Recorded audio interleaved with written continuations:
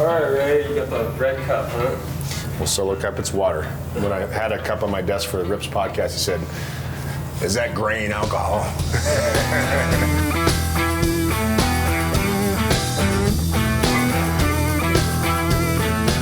The first thing you'll notice is that the lobby's pretty basic. The reason why that's relevant is we did that intentionally. What happens when you go into most gyms? Well, you're greeted by a salesperson. And is there anyone more annoying in the world than a salesperson at a gym? We conduct all of our business online, and the gym is just to train. So the question is, how do you make this place as efficient as possible for the purpose of training? You just need the bare bones for starting strength. You need level platforms, you need multi-purpose power racks, you need high quality bars, you need high quality plates, you need some of the accessories like the belts.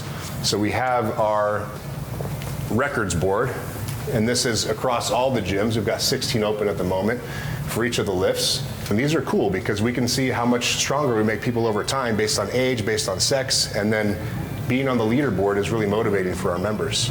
The other screen is a custom app that we built as well, and this plugs into our membership management software, and this indicates who's in the next session and what their workout will be based on what's in their logbook. And since we're retail, this cost per square foot's high. So the name of this business, the name of the game in this business is revenue per square foot, right? So we have to maximize the space as much as possible. We want this gym as narrow as possible. This walkway is basically just wide enough for ADA compliance. We want as little space between racks as possible while still allowing for space for people to sit down and to not feel like that they're cramped. And then every gym, of course, has an Olympic weightlifting platform with a removable squat stand, so you can do the Olympic lifts here. Everybody should be power cleaning if you can. So for our masochistic trainees, we have the Rogue assault bike. Whenever trainees say, like, oh, I think I should start doing some conditioning, we just give them a couple rounds on this thing and remind them that that's a bad idea. Hello, Jen and Nick here. Hey. We're gonna take you through some of the details of the gym. Let's start in the lobby. We have laminate floor we put in the lobby. Most lobbies are anywhere from 6 to 7.5 feet deep. White oak benches, that matches the white oak cubbies, that matches the white oak framing around the platform. So there's kind of an oak theme, and then the flat benches are red oak, and laminate is somewhere in between. So trying to keep a wood theme. Even though it is simple, this stuff is all custom designed and custom built. I get very stressed out by floor transitions because most of the time people mess it up. This is a perfect example of a very clean job. So if you focus on the floor transitions, there is a metal transition strip that separates each flooring type. And it's a nice clean black strip, and it should last the life of the gym. And that's the goal of all the materials we select, is it lasts the life of the gym, if not longer. Even though your average person walking in the door might not notice that trim is a little bit unlevel or there's a gap, but all those little things add up. Equipment, so we've got bars from Texas Power Bars. So Buddy Caps in North Texas and Grand Prairie makes the bars, and then the bar holders are made by Texas Strength Systems in San Antonio. So the equipment is all custom made as well. So the racks are from Texas Strength Systems, all to Rip's design and specification. When you tell somebody we're building platforms, it's like, okay, well, you're just stacking 3 pieces of plywood and gluing rubber to the top, but it turns out there's quite a bit more to it if you want it to look nice and you want it to last. So the platforms, they look simple, but there's a lot of work that goes into making them look so simple and clean. So 3 layers of MDF with a custom cut rubber mat on top, laser cut, so it's perfect width and length that we need, and there's no seam, so looks nice and clean. No, and then, if you go to Tractor Supply and buy a horse stall mat, it's going to be 4x6, right? Right. So most gyms you go into, there's going to be a split right in the middle of this thing, or they'll have wood and then rubber on the outsides. Yep. So we had to find somebody who would laser cut for us. And then the other type of platform we have, as Ray pointed out, is this Olympic platform. Same idea, just some more MDF, and instead of all rubber on the top, as you can see, there's a piece of white oak that goes down the middle. Yeah, and white oak border instead of a 2x4, which is what you'll typically see. Mm-hmm. People know about the benches already, but the starting strength bench was designed again for the gym specifically, but it's a wooden bench with no padding and no fabric. Some people hate it, a lot of people love it.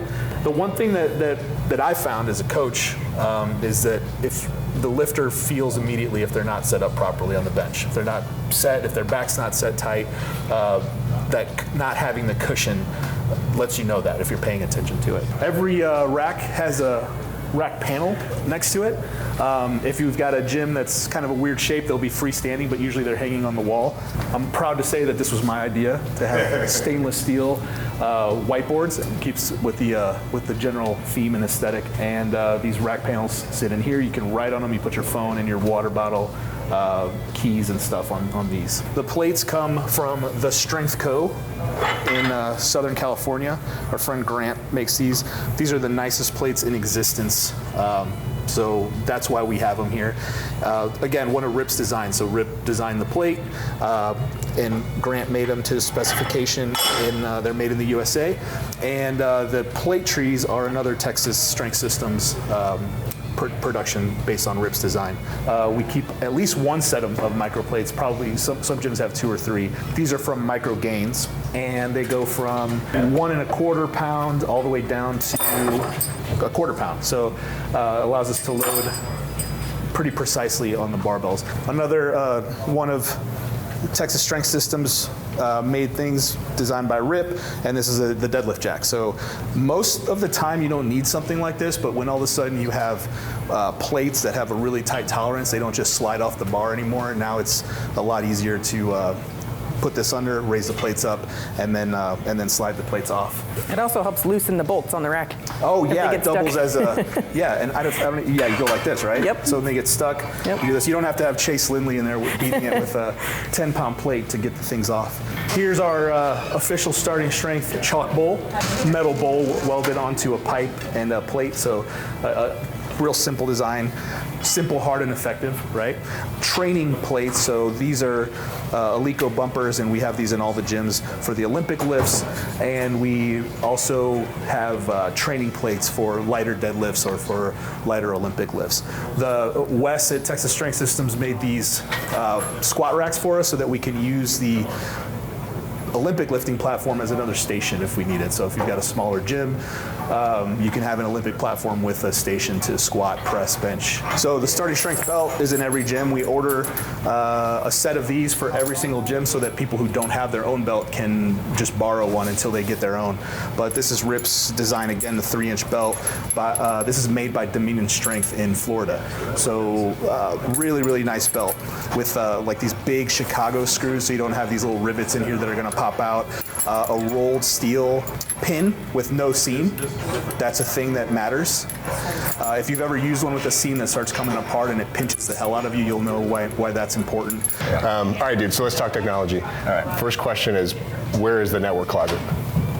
We have no network closet. We have no computers. We have no DVR backup?